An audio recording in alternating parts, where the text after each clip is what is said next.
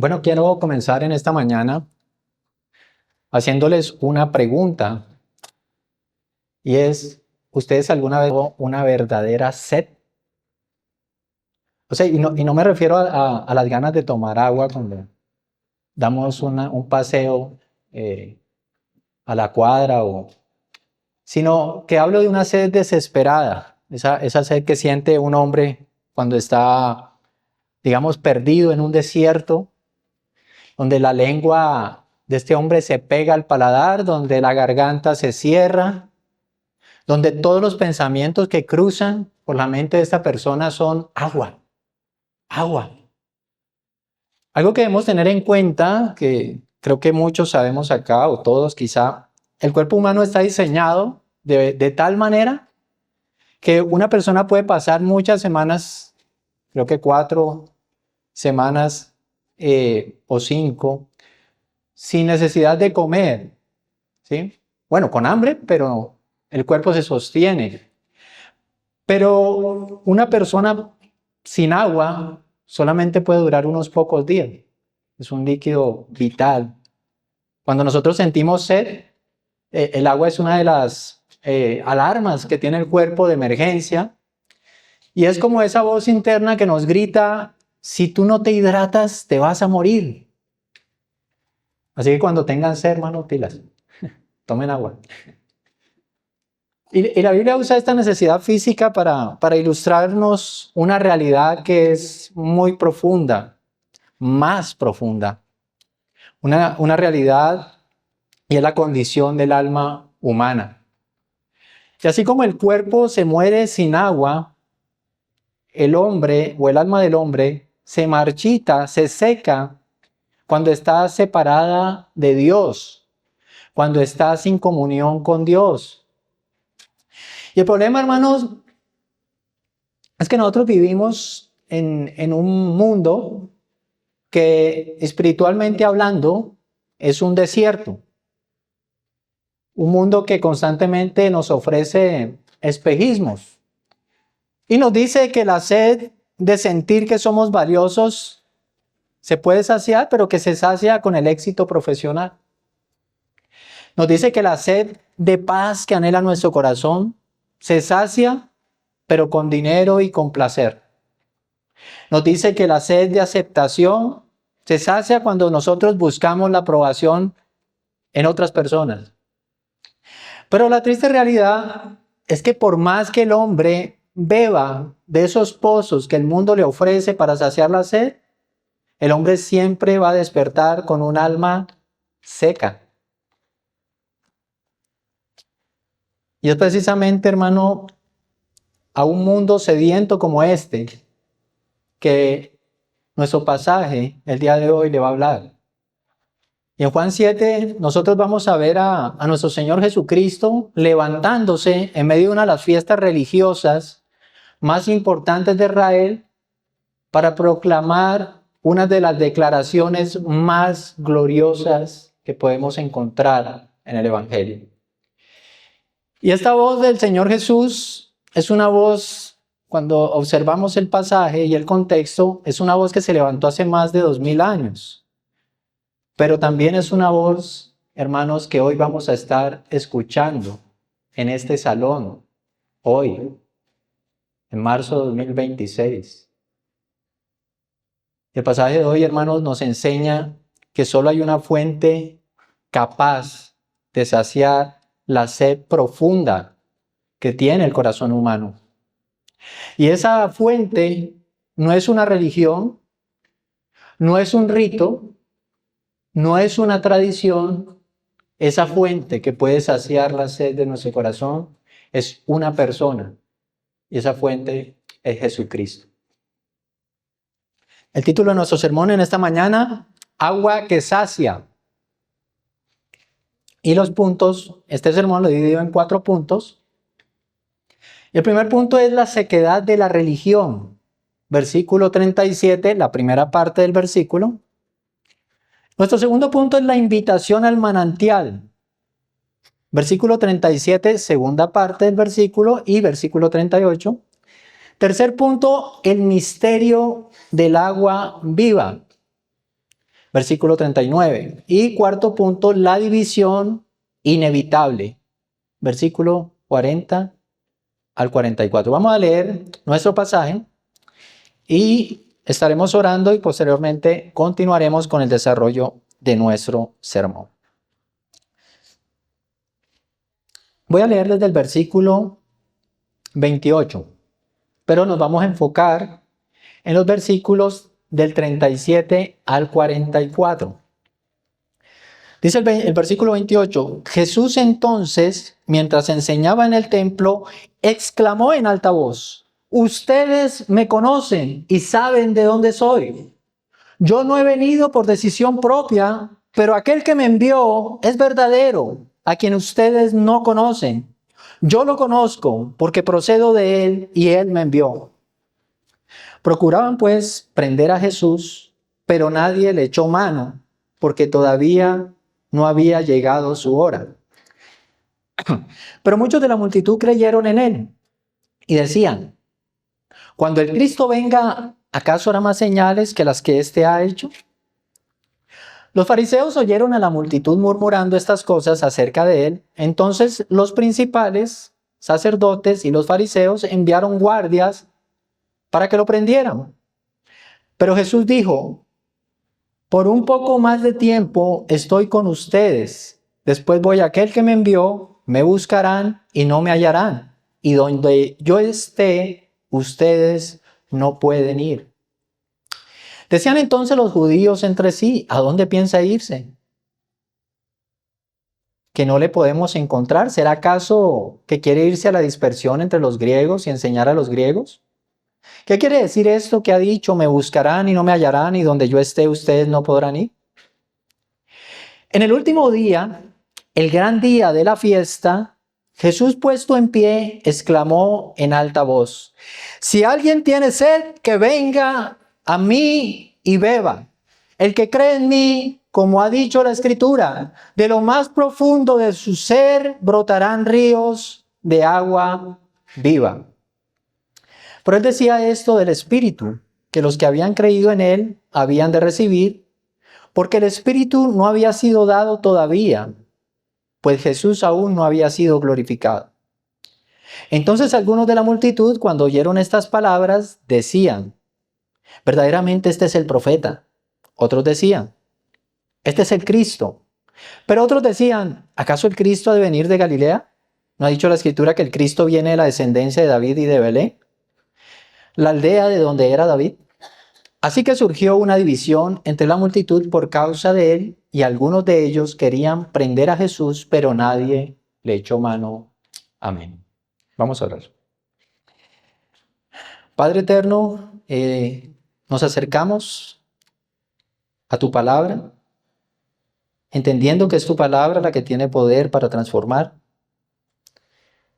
Señor, tú conoces nuestra debilidad, tú sabes que nos distraemos, pero eres tú, Señor, quien obra por encima aún de nuestros cuerpos. Tú eres un Dios soberano. Señor, necesitamos de tu palabra para ser transformados. Necesitamos atesorarla, guardarla en nuestro corazón, pero también vivirla. Y eso solamente lo podemos hacer cuando tú obras a través de ella en nuestro corazón.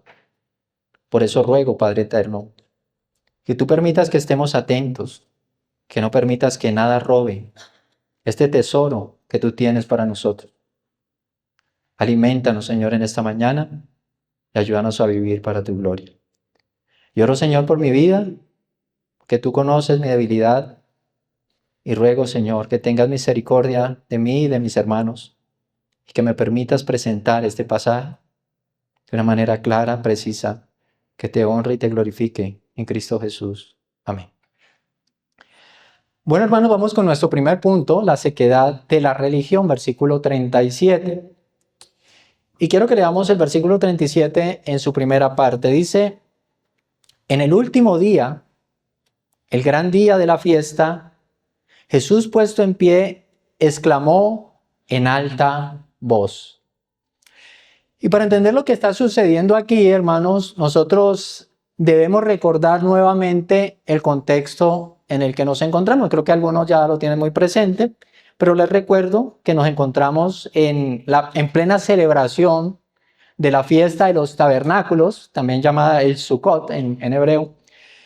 Y recordemos que durante 7 días en Jerusalén, esta ciudad se llenaba de peregrinos. Había alegría, había movimiento, miles de personas llegando a la ciudad, muchas familias que dormían en pequeñas tiendas que ellas hacían de enramadas, de ramas, para recordar los 40 días que Israel, 40 años, perdón, 40 años que Israel peregrinó en el desierto, después de que salió de Egipto, recordemos. Ahora, durante esos días, en esa fiesta de los tabernáculos, se llevaba a cabo una ceremonia que era muy significativa para el pueblo de Israel. Era una ceremonia que se llamaba la libación del agua. Y cada mañana un sacerdote bajaba en una procesión hasta el estanque de Siloé.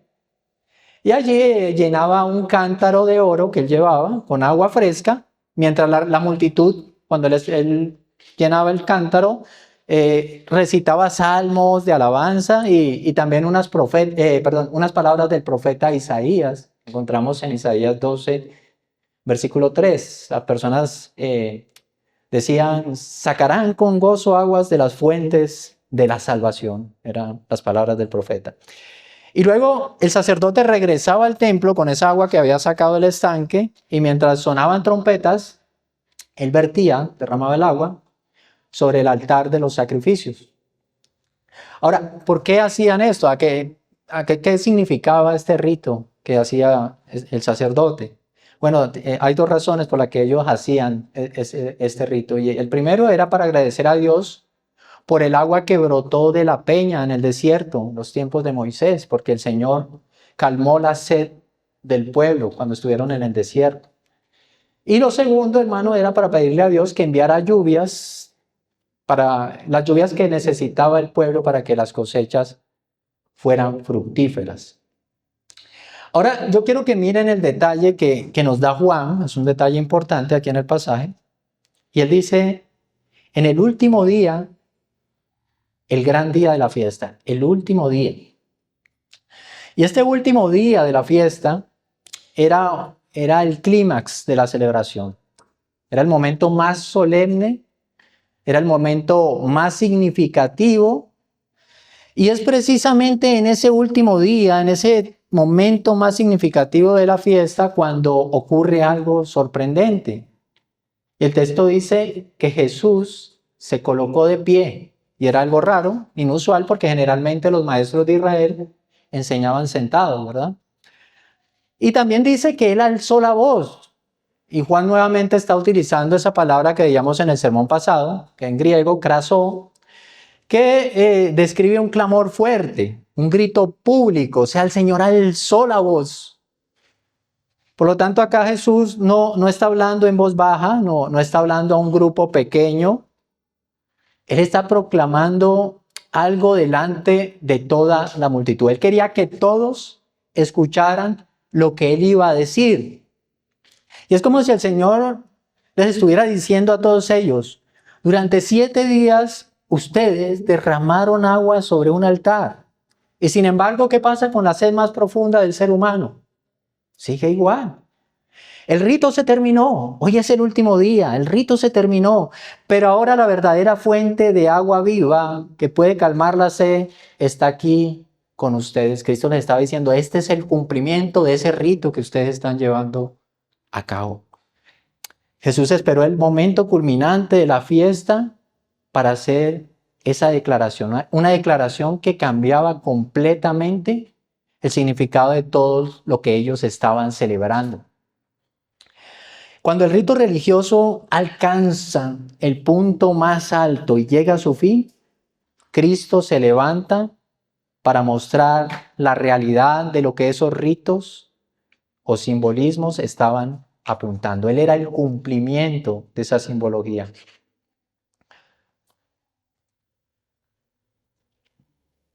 Hermanos, este escenario en Jerusalén nos confronta con una realidad, y es una realidad que nos alcanza hoy en día, y es el peligro de venir a la iglesia por costumbre. Miren lo que pasa en esa fiesta. Había música, había multitudes, había una ceremonia solemne. Todo se veía bastante impresionante.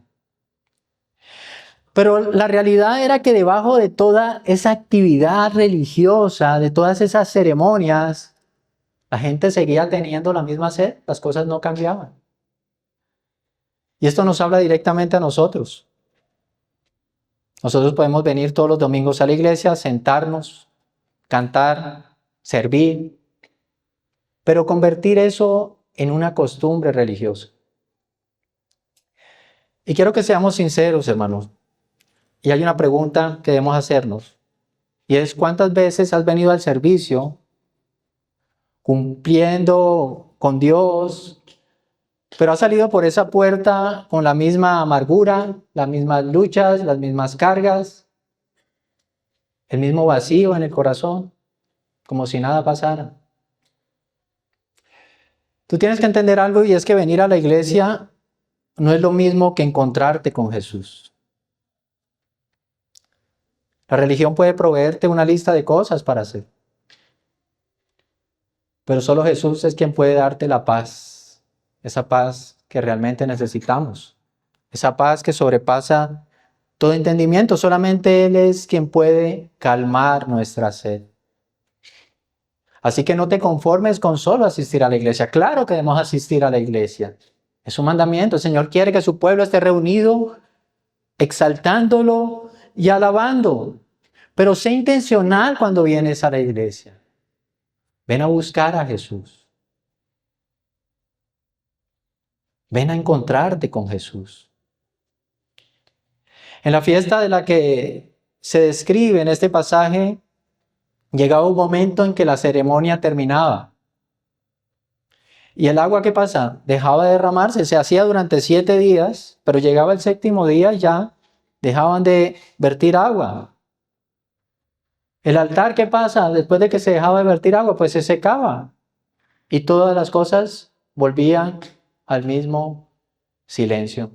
Y algo parecido ocurre con nosotros cuando nosotros tratamos de arreglar nuestra vida, nuestra manera.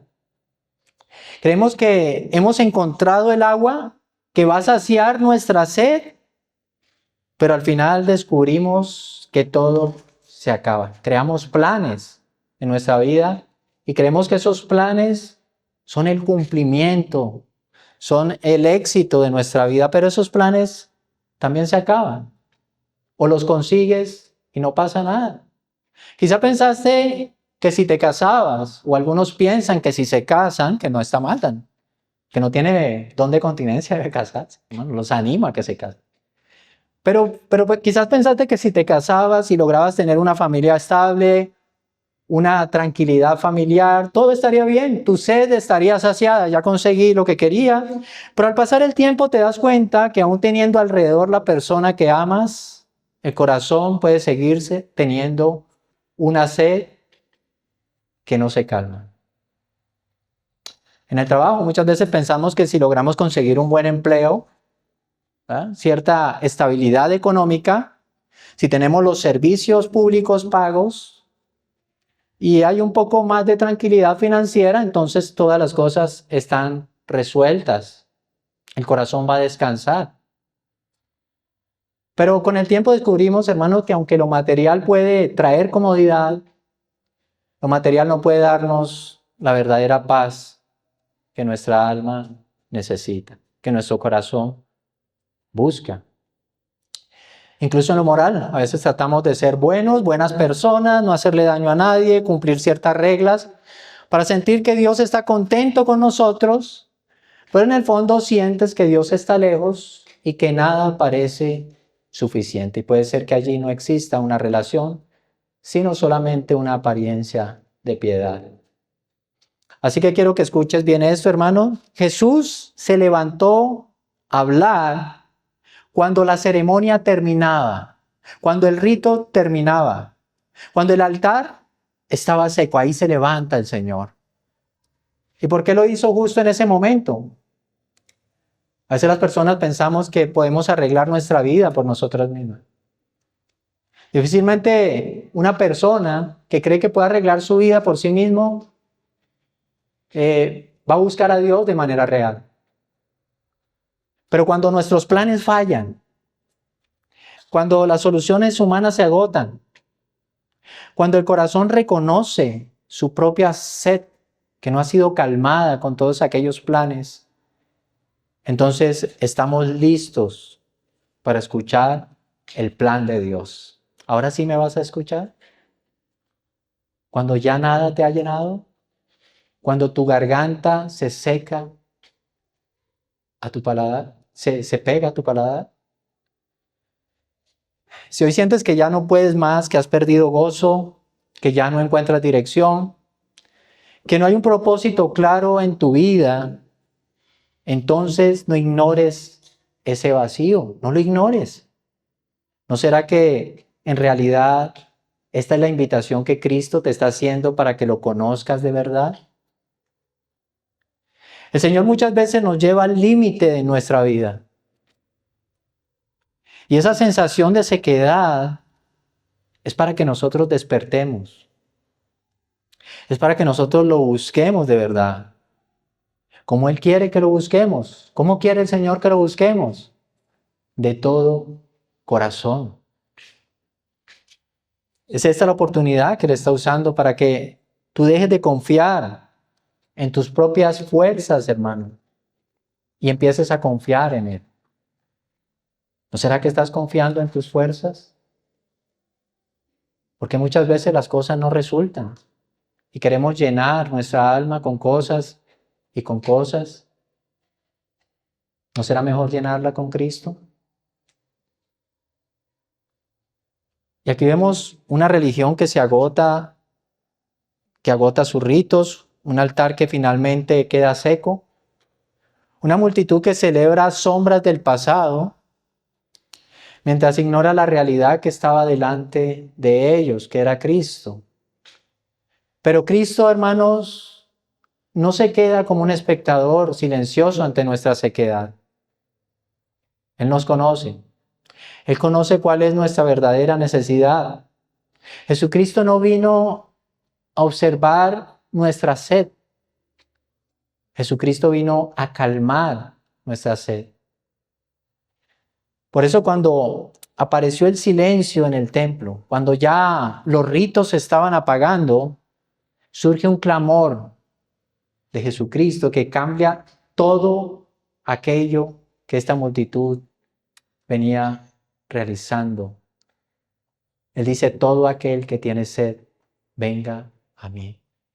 Y quiero que revisemos esto en nuestro segundo punto. Cuando pasamos de la sequedad del rito a la abundancia del Salvador. Y nuestro segundo punto se llama la invitación al manantial. Versículos 37 y 38. Y quiero que terminemos el versículo 37 que empezamos en el punto pasado. Y dice, si alguien tiene sed, que venga a mí y beba. El que cree en mí, como ha dicho la Escritura, de lo más profundo de su ser, brotarán ríos de agua viva. Y notemos la autoridad de estas palabras de Jesús. Jesús no está dando un simple consejo espiritual aquí. Él está haciendo una proclamación pública. Recordemos que en el Antiguo Testamento es el mismo Dios el que invita a los sedientos a que vengan a Él. Eso lo encontramos en Isaías 55:1. Dice, todos los sedientos vengan a las aguas. Dios hablando. Y al usar este lenguaje, hermanos, Jesús está manifestando su divinidad. Él no está citando a Dios. Él está hablando como el Dios que Él es. Él nos está diciendo que esa fuente de la cual estaba hablando el profeta Isaías está hoy frente a ellos. Él es el cumplimiento. Ahora quiero también que miremos 3 requisitos de esa invitación. Recordemos la invitación, el que tiene sed, que venga a mí y beba. El que cree en mí, como ha dicho la Escritura, de lo más profundo de su ser, brotarán ríos de agua viva. ¿Y cuál es el primer elemento que vemos aquí? Que hay un requisito para acercarse a Cristo. Y es si alguien tiene sed. Si alguien tiene sed. ¿Cuál es la única calificación que pide Cristo? El único requisito para venir a Él. Él no dice, si alguno es digno, venga a mí. Él no dice si alguno es muy santo. Si alguno se sabe toda la Biblia de memoria. Él dice, si alguien tiene sed. Tener sed es reconocer, hermanos, que existe una necesidad vital. Es admitir, Señor, yo no soy autosuficiente. Lo que tengo no me basta. Mi corazón sin ti sigue vacío. ¿Saben cuál era la tragedia de los fariseos? Que ellos no tenían sed. Ellos se sentían llenos de su propia justicia, de sus obras. Cristo no tiene nada que ofrecerle a quien cree que ya lo tiene todo. ¿Qué le va a ofrecer? El agua de vida solo fluye hacia los lugares bajos, hacia los corazones humildes, que reconocen que tienen sequedad, que tienen una necesidad de Jesús, de tener una comunión íntima con Cristo y no solo vivir una religión. Y también aquí en este texto vemos que hay una acción para el que quiere, para el que tiene sed. Dice, el que tiene sed, que venga a mí y beba. Ese que tiene sed tiene que hacer algo, venir a Él y beber. Y esa es la exclusividad del Evangelio. Jesús no dice, vengan a mi religión, vengan a mis ritos, vengan a mis leyes. Él dice, vengan a mí, a Él. ¿Qué implica venir a Cristo? Un cambio en el corazón.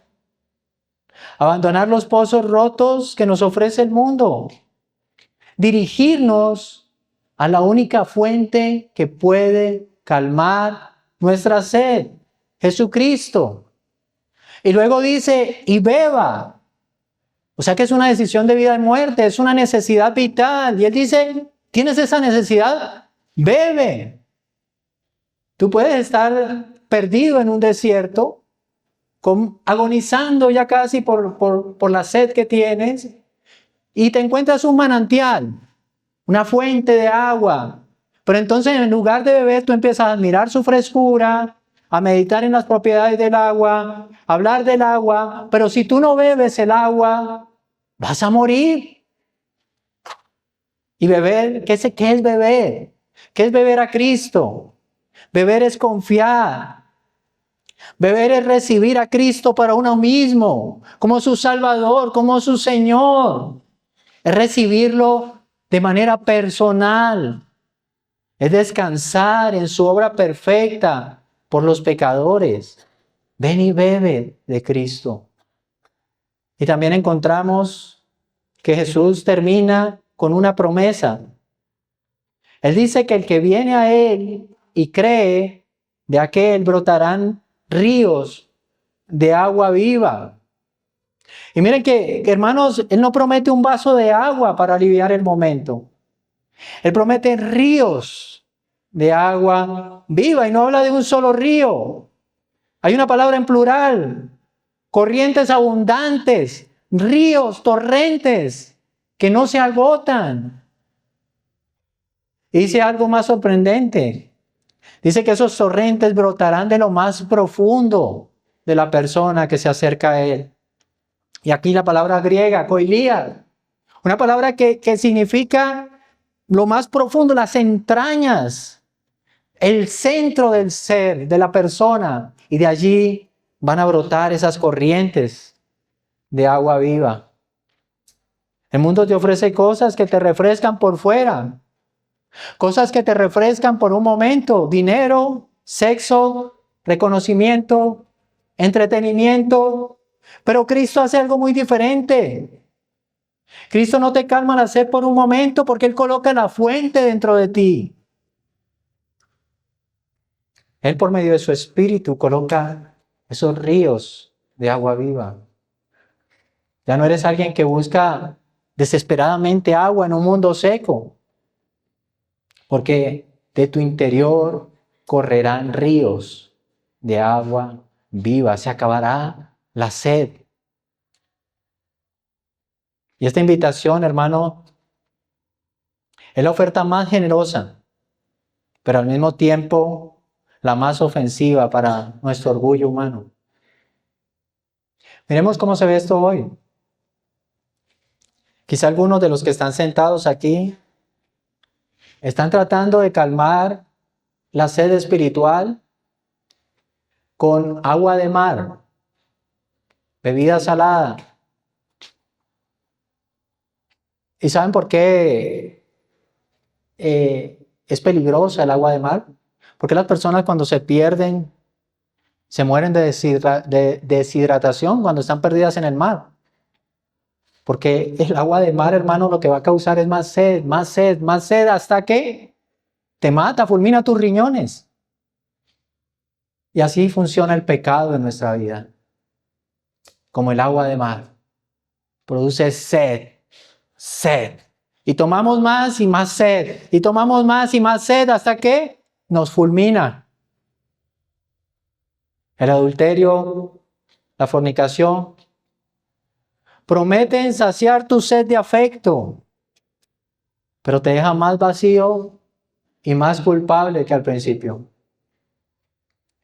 La avaricia promete saciar la sed de seguridad, pero te vuelve esclavo del miedo. El éxito promete darte una identidad, pero el éxito no sacia, nunca es suficiente. Quiero que te preguntes con sinceridad algo esta mañana, hermano.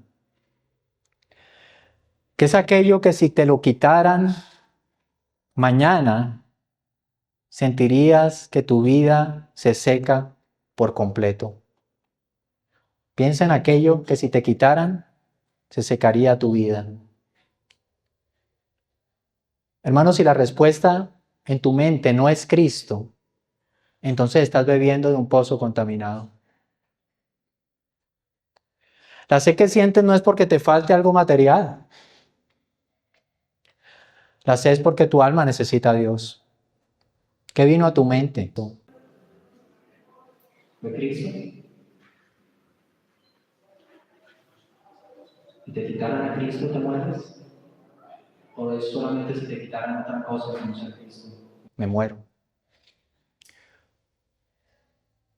Hay una diferencia entre conocer el agua y beber el agua. Hay personas en nuestras iglesias que conocen muy bien la teología. Saben distinguir entre un buen sermón, un mal sermón, conocen las doctrinas de la gracia, pueden explicar la deidad de Cristo, pero nunca han bebido del agua viva. Han venido a la iglesia, pero no han venido a Cristo. Han estudiado el manantial, pero las almas siguen sedientas. Están cerca al agua, pero siguen muriendo de sed. Y beber en este contexto significa rendición. Significa decir, Señor, me rindo. He sido tan solo un religioso. Mis esfuerzos por salvarme han fracasado. Mis intentos por llenar el corazón no han funcionado. Solo tú, Señor, puedes quitarme esta agonía.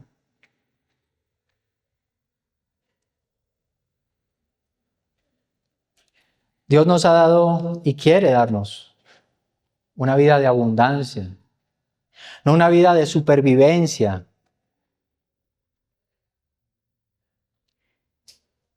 Cristo no nos salvó para que nosotros vivamos mendigando un poquito de gozo espiritual cada domingo.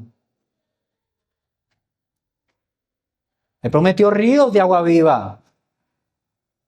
El Evangelio nos enseña que esos ríos son la obra del Espíritu Santo dentro del creyente. El Espíritu de Dios viviendo dentro de nosotros. Es una vida en la que Dios mismo habita en nosotros. Pero cuando nosotros dejamos de acudir a Cristo, cuando nosotros dejamos de depender de su gracia, cuando nosotros confiamos en nuestras fuerzas y no en la obra de Cristo, ahí es cuando empezamos a experimentar sequedad en nuestra vida. Y sentimos que nuestra vida espiritual se apaga. Por eso el llamado del Evangelio, hermano, no solamente es una conversión, es al momento de la conversión inicial. Pensamos que el Evangelio solamente es para el incrédulo. Pero también es un llamado constante a los creyentes. Nuestra vida es una vida de constante arrepentimiento y fe. Creyente, ven a Cristo, confía en Cristo, descansa en Cristo. No en tus obras, no en tu religión, en Cristo Jesús, en el Salvador. Y entonces, hermanos, los ríos de Dios van a empezar a inundar tu vida.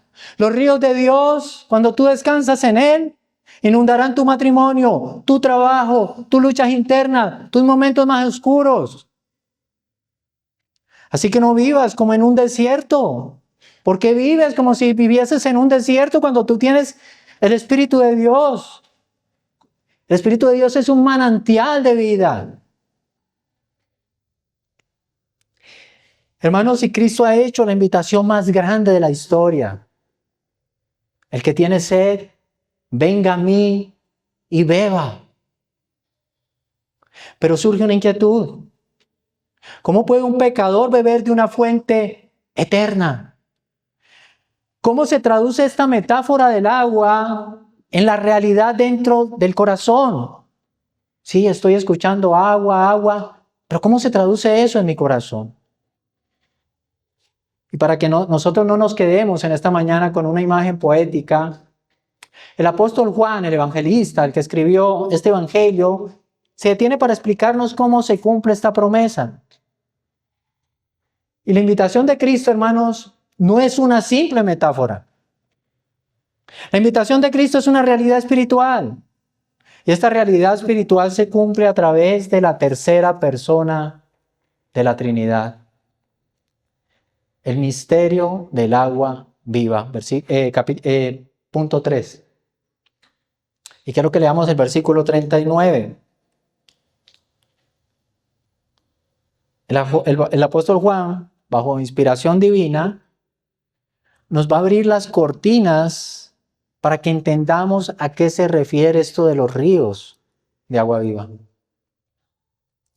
Y él decía, dice el versículo 39, él decía esto del Espíritu, que los que habían creído en él habían de recibir, porque el Espíritu no había sido dado todavía, pues Jesús aún no había sido glorificado. Y este versículo es clave para entender nuestra esperanza. Este versículo nos aclara que Jesús no está hablando aquí de una emoción pasajera. Jesús no está hablando aquí de un bienestar psicológico. No está hablando de energía positiva. Cristo está hablando de la persona del Espíritu Santo. Y hay tres verdades profundas que aquí podemos contemplar, hermanos, en este texto. Y la primera es el Espíritu como el agua de la vida. En el Antiguo Testamento, el agua simbolizaba la obra regeneradora de Dios a través de su Espíritu. Recordemos el profeta Ezequiel, lo anunció en Ezequiel 36, 25 al 27, pueden leerlo en casa. Y él dice en el versículo 25, hablando Dios, los rociaré con agua limpia y quedarán limpios. Y después en el versículo 27, él dice, pondré mi espíritu dentro de ustedes. Jesús está enseñando aquí, hermanos, que es el Espíritu Santo quien toma la obra perfecta de la cruz y es el Espíritu Santo quien la aplica a nuestro corazón. El agua limpia refresca la vida. De la misma manera, el Espíritu Santo limpia nuestra culpa y refresca nuestra alma. El Espíritu Santo nos da una vida renovada, una vida nueva. Sin el Espíritu Santo, hermanos, nuestra teología, ¿cómo es? Teología muerta. Es como tener el mapa de un océano. Ves el mapa, pero nunca has navegado. Lo conoces de lejos, nunca has navegado sobre él. Y otra verdad profunda que encontramos en este texto, hermanos, es la necesidad de la glorificación de nuestro Señor Jesucristo. Cada elemento de la vida de nuestro Señor Jesucristo, de su obra más bien, es importante. Su nacimiento, su vida, su muerte, su resurrección, su glorificación. A veces nos quedamos solamente con la muerte, como si Cristo estuviera muerto, ¿verdad? Y algunos ponen cruces y al Señor Jesucristo allí como si el Señor se hubiera quedado muerto. Pero es una obra completa.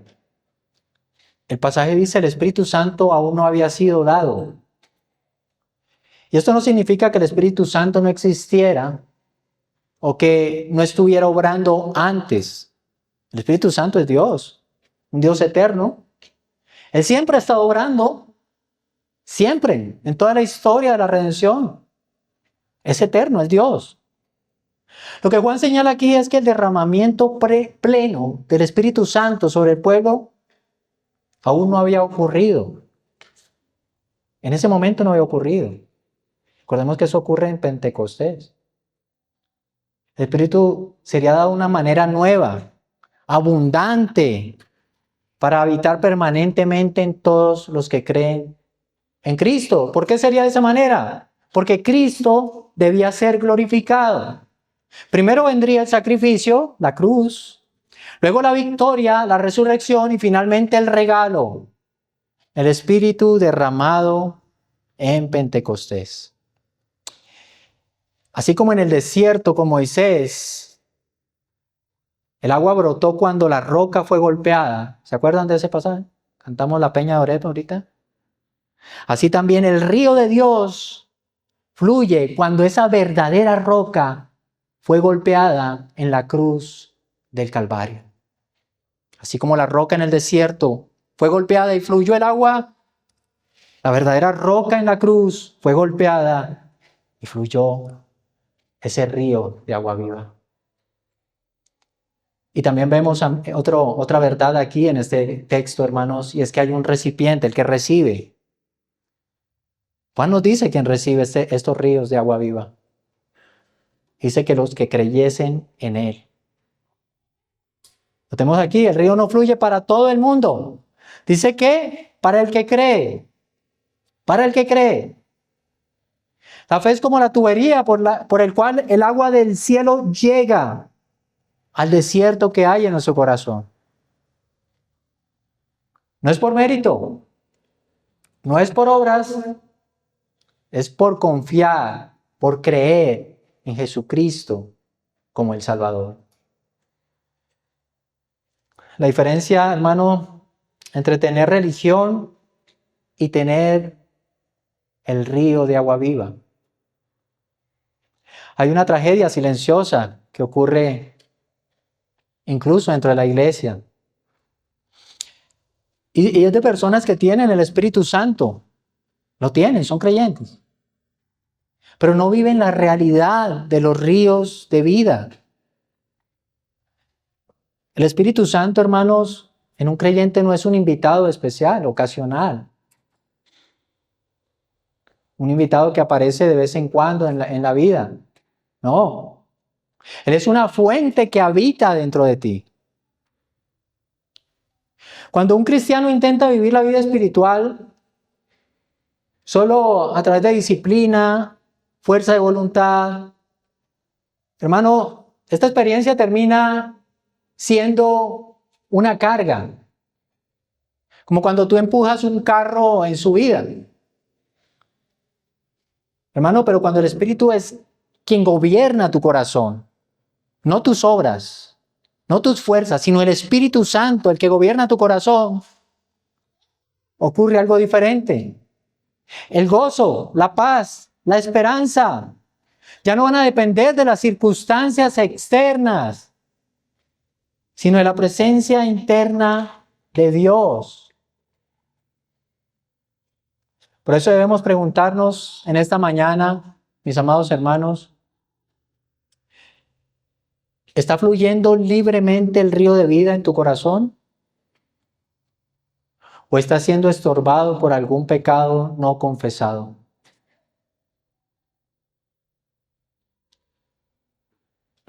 A veces tratamos al Espíritu Santo como alguien reservado para cristianos más espirituales. Pero Juan es claro aquí. Dice que todo aquel que cree, recibe el Espíritu. El que cree de lo más profundo de su ser, brotarán ríos de agua viva. El Espíritu Santo, hermanos, es quien nos da la capacidad de amar a quien nos hiere. Tú nunca vas a poder perdonar a alguien que te ha herido si no es el Espíritu Santo quien te da la capacidad de hacerlo. El Espíritu Santo es quien nos da la capacidad de tener paz en medio de una aflicción. Cuando hay aflicciones, te van a derrumbar si no es el Espíritu Santo quien obra en tu corazón para darte la fortaleza, el consuelo, la esperanza en medio de la prueba. Es el Espíritu Santo quien te da la capacidad de mantenerte puro en un mundo corrupto, en un mundo oscuro, lleno de pecado. Tú no vas a poder mortificar tu carne a tus fuerzas si no descansas en la gracia de Dios. Deja de buscar satisfacción en las fuentes del mundo. Comienza a beber el río que Dios ha puesto dentro de ti. El Espíritu Santo mora en ti si eres creyente. Hermanos, ¿y esa evidencia? ¿Cuál es la evidencia de que hay ríos de agua viva dentro de nosotros? ¿Qué da testimonio de que realmente hay ríos de agua viva? El impacto hacia afuera. Noten que Jesús no dijo que el agua se quedaría estancada. Él no dijo eso. Él dijo que correrán ríos de agua viva. Correrán. Un río no se queda encerrado. Un río fluye. Un río irriga lo que toca. Un creyente lleno del Espíritu Santo se convierte en una bendición para las personas que lo rodean, para sus amigos, sus familiares. Una persona llena del Espíritu Santo tiene un matrimonio lleno de gracia. Sus hijos beben de su paciencia. Sus compañeros de trabajo notan que hay algo distinto en su manera de vivir. No te pueden ver igual si el Espíritu Santo está morando en ti. Tienen que ver algo distinto en ti. ¿Te ríes con los chistes que ellos echan? Grotescos. O ellos dicen, con él no podemos contar para eso. Si tu vida de fe gira alrededor de ti mismo, te encierras. Soy cristiano, pero un cristiano encerrado, y no refrescas a nadie a tu alrededor. Hermano, quizá el río está siendo represado por tu egoísmo, por tu pecado. El Espíritu Santo nos fue dado no para que seamos pozos, sino para que seamos canales por donde la vida fluye hacia otros. Y hemos contemplado la gloria del Espíritu Santo en esta mañana. Ese río que brota del Cristo crucificado, del Cristo resucitado para inundar el alma del creyente. Y uno pensaría que ante una oferta tan gloriosa, cuando Cristo está diciendo, te ofrezco ríos de agua viva, ven a mí, una oferta gratuita, una oferta necesaria para los sedientos, ¿qué iba a pasar allí? Toda la multitud va a caer de rodillas en adoración. Pero no, hermanos. La palabra de Dios siempre va a producir reacciones. La escritura es una espada de dos filos. El mismo sol que derrite la cera es el mismo sol que endurece muchas veces el barro. El mismo clamor que da vida a unos expone la incredulidad de otros. Siempre va a haber una reacción a la palabra de Dios. Y quiero que pasemos a observar la reacción humana ante la oferta divina, ante la oferta que Dios hace. Y ese es nuestro cuarto punto. La división inevitable. Versículos 40 al 44. Y dice estos versículos, hermanos. Entonces algunos de la multitud, cuando oyeron estas palabras, decían: verdaderamente este es el profeta. Otros que decían: este es el Cristo. Pero otros decían: ¿acaso el Cristo ha de venir de Galilea? ¿No ha dicho la Escritura que el Cristo viene de la descendencia de David y de Belén, la aldea de donde era David? Así que surgió una división entre la multitud por causa de él. Y algunos de ellos querían prender a Jesús, pero nadie le echó mano. Y quiero que observemos el contraste sorprendente aquí en esta historia, hermano.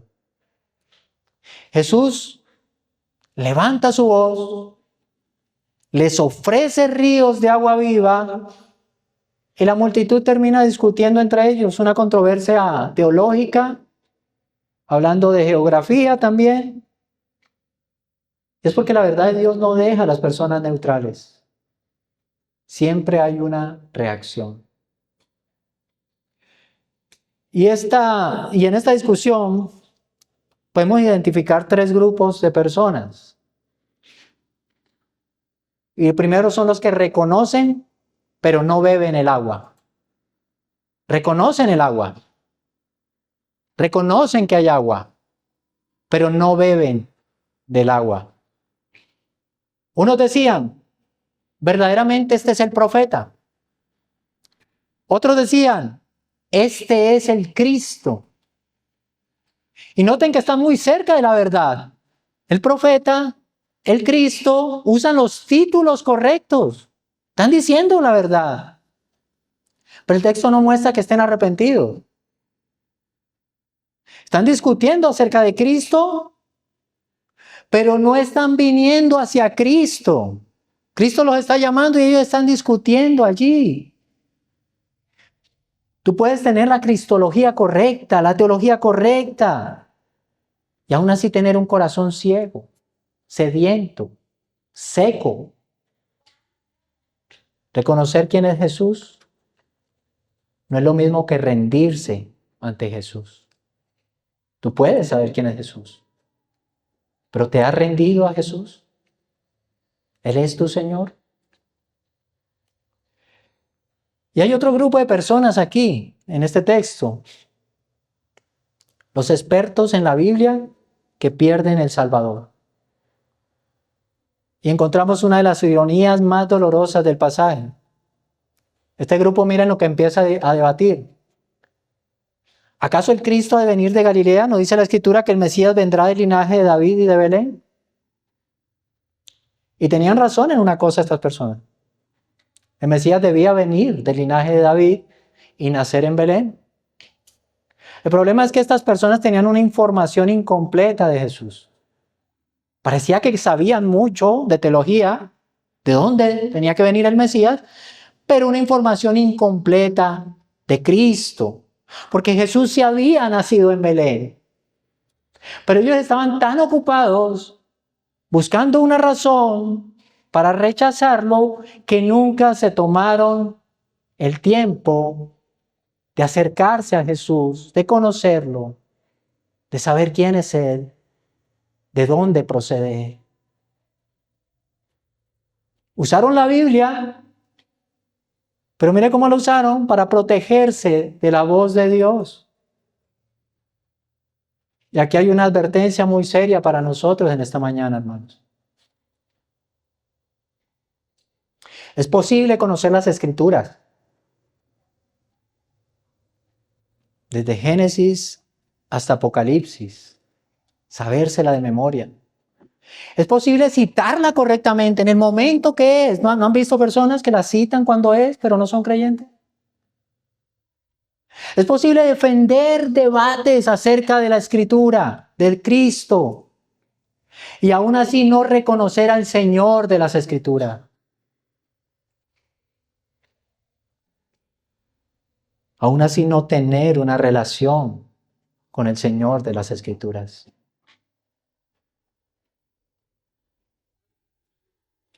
Y hay otro grupo, los que responden con violencia. La división aquí llega a un punto de hostilidad. Dice el pasaje, algunos de ellos querían prenderle. Cuando el hombre no quiere rendirse ante la gracia de Dios, prefiere intentar silenciarla. Pero una vez más, Juan nos recuerda la soberanía de Dios. El pasaje también dice, no solo que querían prenderle, sino que nadie le echó mano. El hombre puede resistir la verdad. El hombre puede discutir la verdad. El hombre puede incluso odiar la verdad. Pero nunca podrá frustrar el propósito soberano de Dios. La hora de Cristo aún no había llegado. La cruz vendría, pero no era el tiempo. Los planes de Dios nadie los frustra. Su palabra cumplirá el propósito para el cual Dios la envía. Hermanos, quiero que observen a este grupo que discutía sobre Belén y Galilea. Este grupo, discutiendo allí, estaba a pocos metros de la fuente de vida. A metros de tener una relación, de acercarse a Jesús. Pero prefirieron su información intelectual.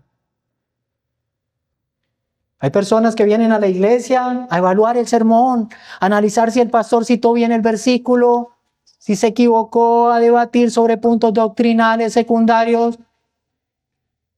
Pero sus almas están muriendo de sed. De nada te sirve saber que el Mesías debía nacer en Belén si tú no permites que el Mesías nazca en tu corazón.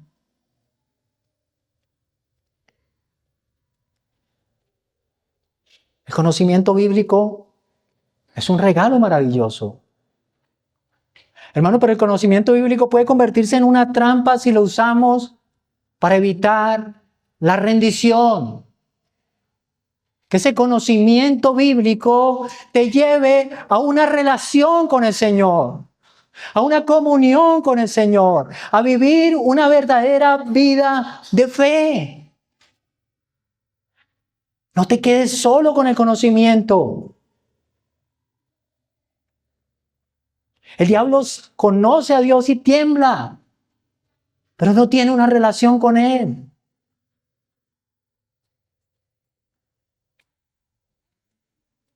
A veces queremos un evangelio que no incomode a nadie. Pero Jesús dice que no vino a traer paz. Él vino a traer espada. Y cuando Cristo habla, su palabra siempre produce un efecto. Los corazones se rebelan. Para algunos, su palabra es olor de vida para vida. Y se acercan a Él con fe.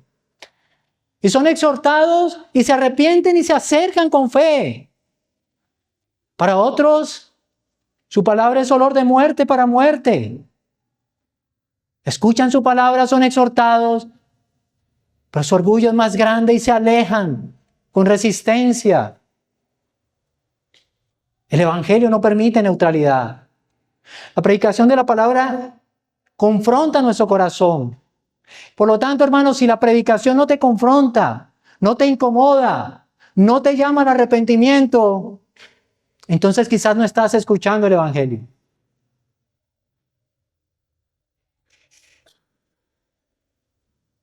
El mensaje de Cristo siempre, ¿cuándo?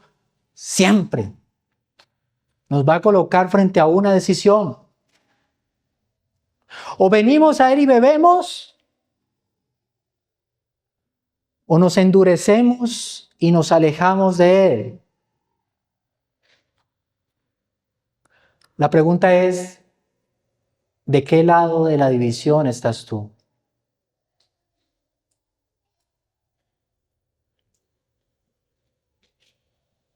Muchos rechazaron aquí a Jesús porque venía de Galilea.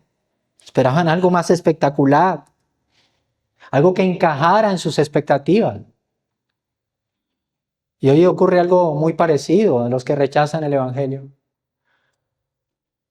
Es que es demasiado sencillo. Solo creer, solo venir y beber. Eso es el Evangelio. Y mis obras, y mi esfuerzo. El orgullo humano siempre quiere encontrar el camino hacia Dios. No es por acá, es por acá, por donde yo diga. No es como tú dices, Jesús. Mi camino yo lo encuentro a mi fuerza. Pero Dios, hermanos, ha puesto la fuente de la vida en un lugar humilde. En un Salvador humilde, un Salvador clavado en una cruz. Ese es el Evangelio. No dejes que la sencillez de la gracia te impida recibir el regalo de la vida. Para concluir, hermanos, hoy hemos recorrido por este último y gran día de la fiesta. Vimos cómo la religión del hombre llega a un límite y deja el altar seco, se acaba. Escuchamos el clamor de Jesús invitando a los sedientos a venir y beber del agua de vida. Él es el cumplimiento de esos ritos. Entendimos que esa promesa se cumple hoy en nosotros a través del Espíritu Santo que ha sido derramado en nuestros corazones y que habita dentro de nosotros. Y vimos la triste realidad de aquellos que prefieren quedarse debatiendo en lugar de venir, beber la fuente de vida y ser salvos. De quedarse con su religión en lugar de venir a la comunión con el Señor. La fiesta de los tabernáculos terminaba. ¿Y qué pasaba cuando terminaba la fiesta de los tabernáculos? Como todas las fiestas, la gente volvía a sus casas. Las tiendas que ellos levantaron de enramadas se desarmaban y la rutina volvía a Jerusalén. Los peregrinos se iban. Pero algunos de los que escucharon a Jesús no regresaron iguales. Porque, hermanos, aunque la fiesta terminó, algunos se llevaron por dentro esos ríos de agua viva. La pregunta para ti hoy es, ¿tienes sed? ¿O vas a salir hoy de este lugar con el mismo desierto en el corazón?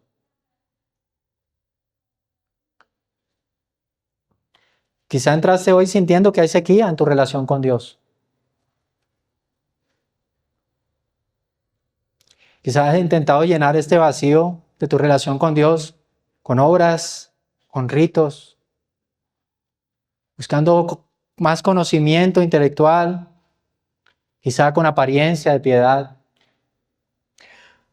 O quizás tú sabes que esa sequía es el resultado de pecados secretos que están apagando tu comunión con Dios.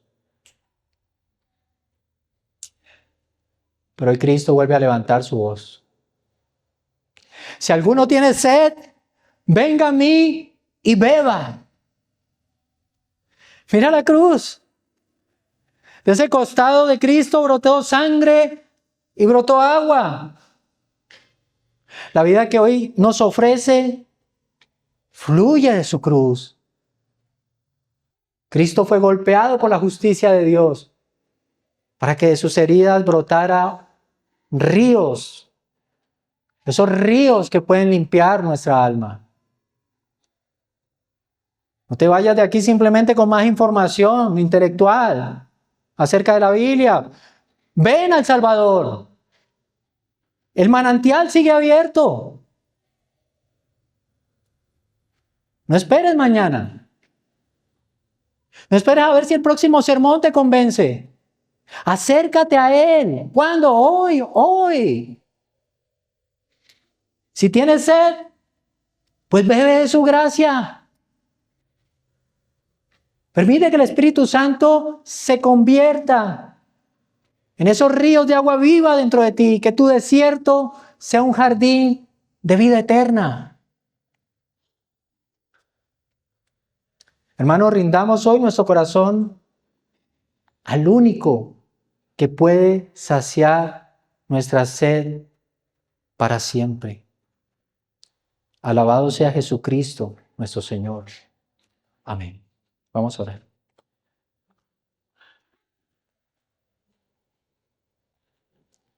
Padre Santo, te damos gracias, Señor, por tu palabra. Gracias, Señor, porque nos exhortas, pero como siempre también nos animas. Perdónanos si hemos vivido en una religión solamente, olvidándonos de tener una comunión contigo. Perdónanos, Señor, si hemos vivido como sedientos, teniendo los ríos de vida que fluyen dentro de nosotros. Señor, hoy queremos aceptar tu invitación. Queremos venir, beber de esa agua para vida eterna. Calma nuestra sed, Señor. Alabado sea tu nombre, en Cristo Jesús. Amén.